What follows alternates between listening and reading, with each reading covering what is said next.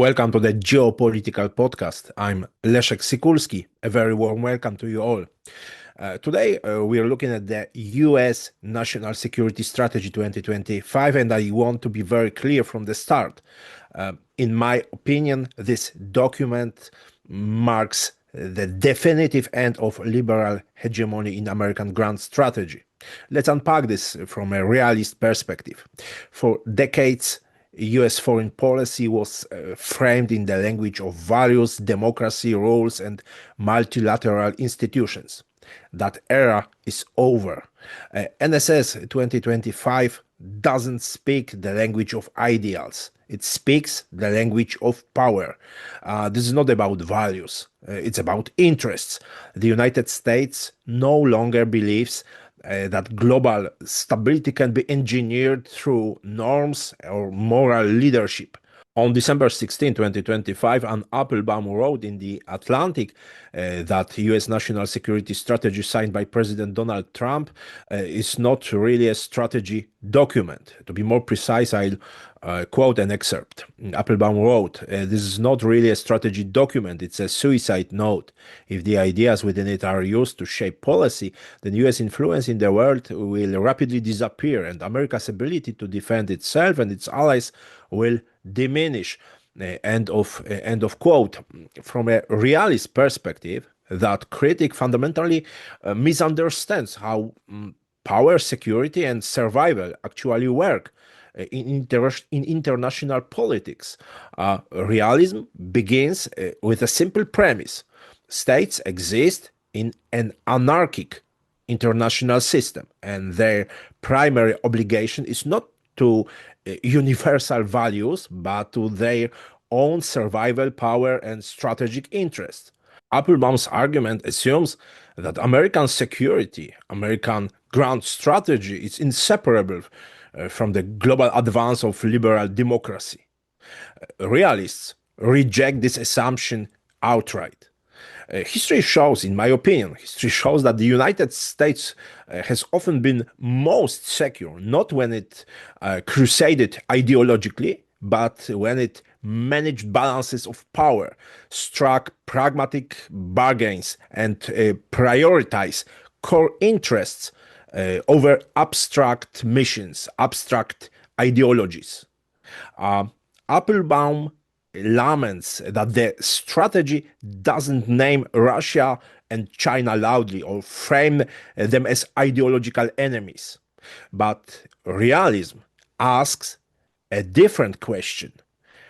What matters more, naming enemies or constraining their power? Focusing on industrial capacity, technological competition, supply chain, and military deterrence does more to shape outcomes than moral denunciation ever have. Another charge is that the strategy weakens alliances by de-emphasizing shared democratic identity. Yet, from a realist standpoint, alliances are instruments, not sacred communities of values. They endure only as long as interests align. Recentering US strategy on burden sharing, autonomy, and national resilience is not abandonment, it's adaptation. It's adaptation to a changing distribution of global power.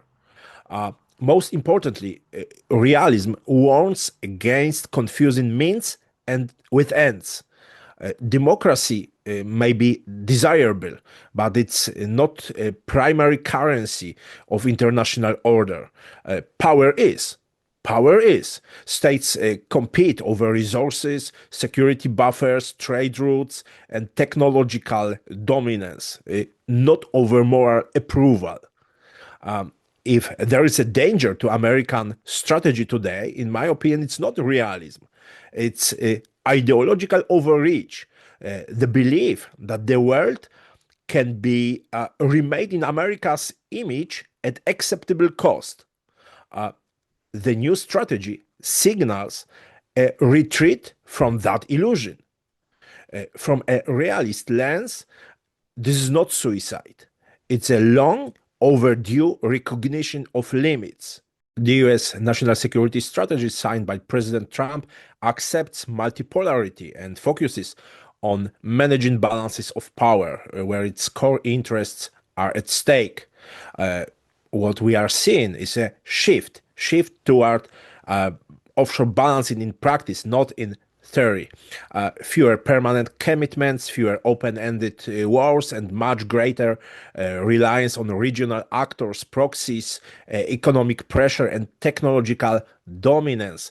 Military force is reserved as a last resort, not as a tool of ideological crusades. Wishful thinking is not a substitute for grand strategy, and Washington has finally internalized this lesson.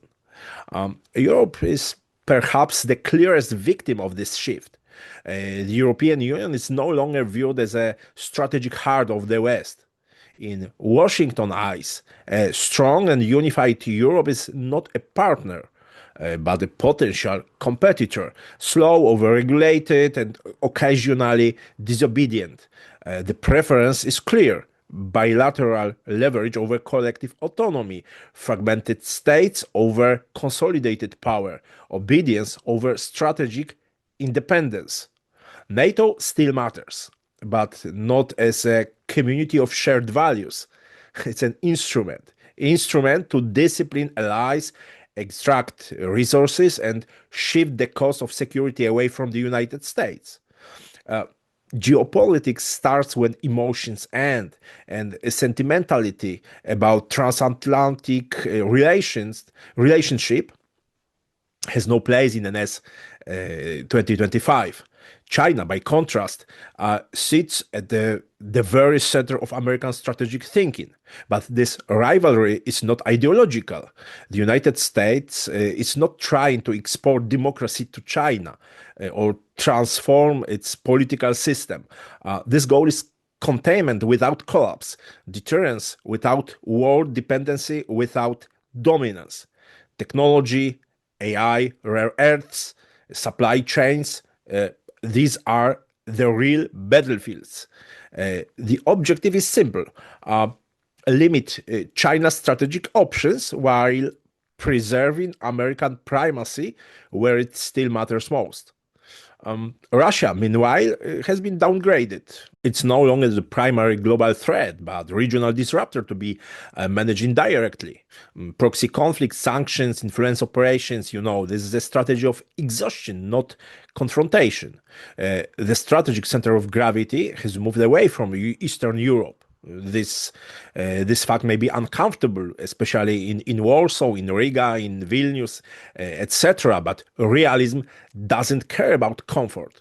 The renewed focus on Latin America and the Arctic tell us something important. The United States is returning to hemispheric realism. The United States is returning to hemispheric realism, control of the near abroad, strategic resources, critical routes, and northern access points now overweigh abstract commitments elsewhere. Greenland, northern Canada, Arctic Ocean lanes, these are no longer peripheral spaces. They are long-term assets in a global competition over resources and military positioning. In the Middle East and Africa, ideology has almost completely disappeared. Stability matters more than democracy. Access matters more than alignment. Conflicts are managed, not solved. Regimes are judged not by their values, but their usefulness. This is not cynicism. This is how great powers behave when they abandon illusions. Technology and energy sit in the core of NSS 2025. Power today is not just about tanks and aircraft carriers. It's about data, algorithm, electricity, and control over production chains. US military deployments increasingly serve as signals, reminders of reach and capability, not as invitation to war. Power is demonstrated, not wasted. And this brings us to the final and most important point, especially For Europe, the liberal myth is over. Is over.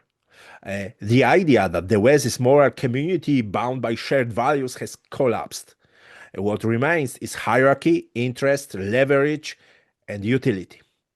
Europe is not protected because it's European. It's relevant only insofar as it's useful. Those who still believe in a rule-based order enforced by goodwill are living in a strategic fantasy. Strategic fantasy. Wishful thinking is not a substitute for grand strategy.